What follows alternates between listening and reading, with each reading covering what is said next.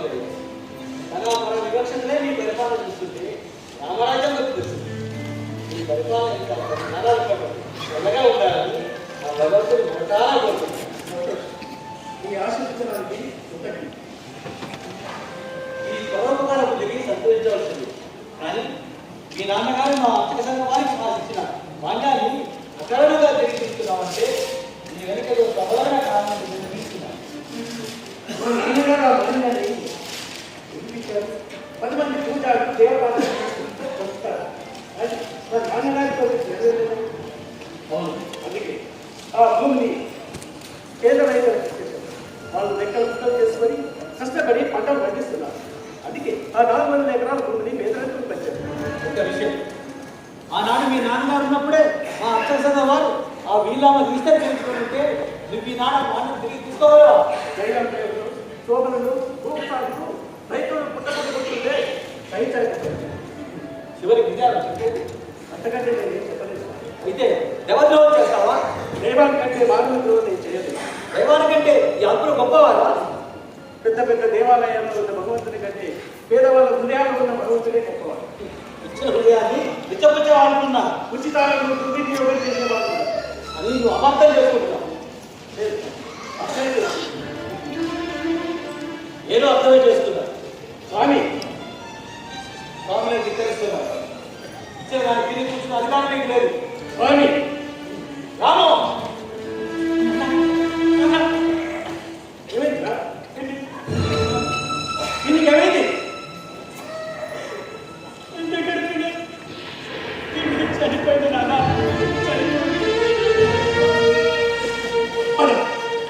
స్వామి ఇందాక నేను క్షమించి ఇంకో 10 రోజులు లేదు.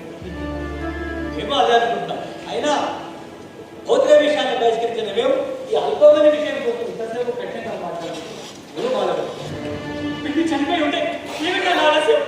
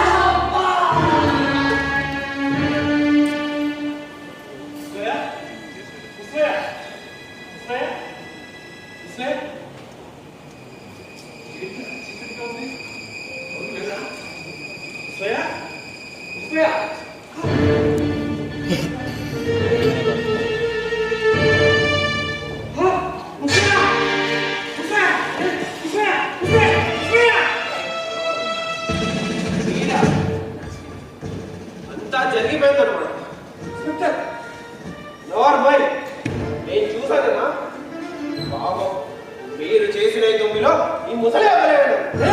అవును, మిమ్మల్ని అరెస్ట్ చేస్తున్నాం.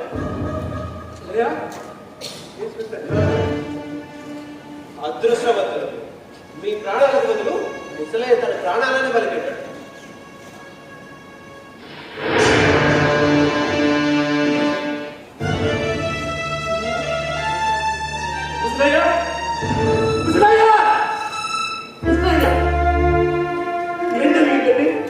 తప్పుడు గారిని అడగండి. నాకంతా తెలుసు. మీ అన్నగారిని చంపడానికే ప్రయత్నించారు మీరు. నిజమే. నారాయణరావు గారి మనుషులు మా ఇంటి మీదకి దొమ్మికొస్తున్నారు. ఇంటికి పోలీసు రక్షణ కావాలని ముసలి క్షణితమైన ఫోన్ చేశారు. వెంటనే బయలుదేరి వచ్చిన మించిపోయింది. వచ్చేసరికి ముసలయ్య జపమైపోయాడు.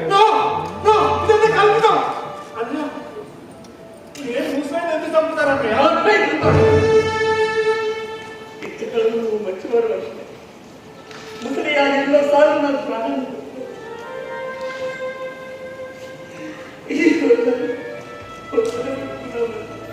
తల్లి తండ్రి నేను నోటు తెచ్చాను రాస్తున్నాను. నా కుడి భుజం పడిపోయిందండి. ఇంకెక్కడ ముసలి బాబాయ్ బాబాయ్ తెచ్చుకున్నారే ఆ దుర్మార్గుడు హత్య చేశారా?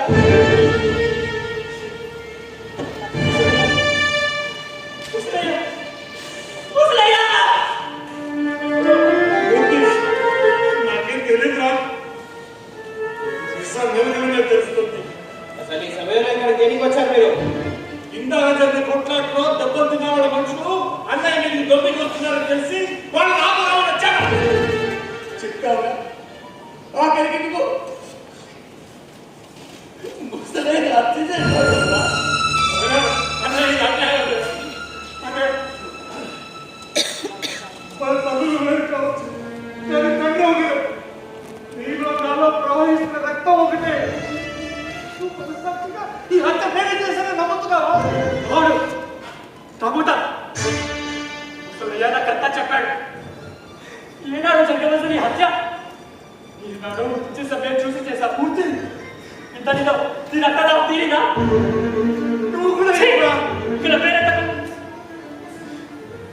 ఎవరైతే నిజమైన ప్రజాసేవకుడు స్వార్థ త్యాగాన్ని గర్వించావు ఆ బాబాయ్ నేడు హత్యకుడు.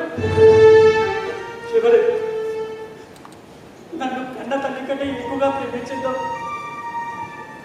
ఆ పెళ్లి కన్న మోసింది.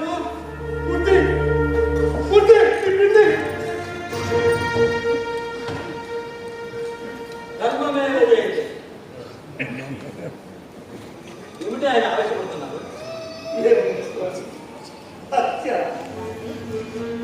అహింసా కాలం. అయ్యో, ఎంత ఘోరం జరిగిపోయింది. దీనికి కారణం ఎవరుంటారు? ప్రజావేదికలను పేరు తెచ్చుకుంటున్నా ఆ దుర్మార్గుడు. స్వామి, మీరు మేడ మీదనే ఉంటారా? మరి మీకు ముసలే కేకలే వినపడలేదా? పెద్దగా కేకలే వినిపించలేదు. మేము పూజలో నిమగ్నమై ఉన్నాం. ఏదో విషయమే ఇద్దరు దర్శనం పడుతున్నారు. కుటుంబ విషయాలేమో అనుకొని మేము ధ్యానమంతులో ఉండిపోయాం. స్వామి మీరు కూడా అవునా? ఇక అసత్యం అనరాదు. తెలిసిన వరకు నిజం చెప్పడమే మా విద్యుత్ ధర్మం. సరే నిజం నిలకడమే తెలుస్తుంది. అందరూ పశ్చాత్తాపం. ఆ పశ్చాత్తాపం మీద ఉంటే ఇలాంటి రక్తపాతం జరుగుతుందా? ఇప్పుడు తల్లి తండ్రి అన్న తమ్ముడు అయినవాడు కానివాడు అన్న భేదం ఏమీ లేదు. ఆస్తి కోసం అధికారం కోసం హత్యలు చేయమని పని తొలగించుకోవడానికి నేను ఇంతకాలం వేచి ఉండాల్సిన పని లేదు. ఆ హత్య నేనే చేశాను నమ్ముతున్నావుగా? నమ్ము, అలాగే నమ్ముతూనే ఉండు. కానీ నిజం తెలుసుకున్న రోజున పశ్చాత్తాపడగలవు. అసలు ఈ హత్య ఎందుకు చేశారో, ఎవరు చేశారో, దాని వెనక ఉన్న కుట్ర ఏమిటో తెలుసుకుంటే అప్పుడు నిజం బయటపడుతుంది. అందరూ పశ్చాత్తాపం. సత్యమే